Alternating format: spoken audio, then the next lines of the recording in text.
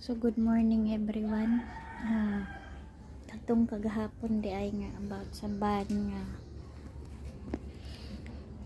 nang hadlok ang mga bata og nga na-confirm di ay karon nahibaw-an nga ang katong ban mao day itong parcel man dito sa LBC, sakyanan sa LBC, no, kanang maghatod og mga package or mga unsa pa diya nga ilang ihatod sa mga nag-order. So dili man pud nato kalikayan guys nga nganong ang mga bata mahadlok sa ban karon tungod sa anang nangahitabo nga nay mangidnap og bata ang ila pag yung sakyan ang ban, mas lalo na pud nilang gikadlokan kay ang color pud sa ban itom.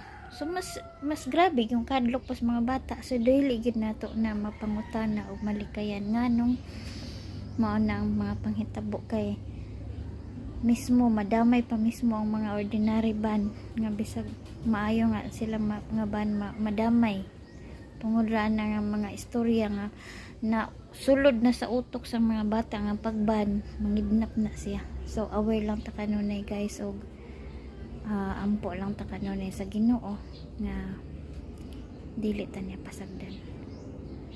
So mao lang na ako ikasulti guys bilang inahan atong pagbantayan kanunay atong mga anak. So salamat, thank you, bye.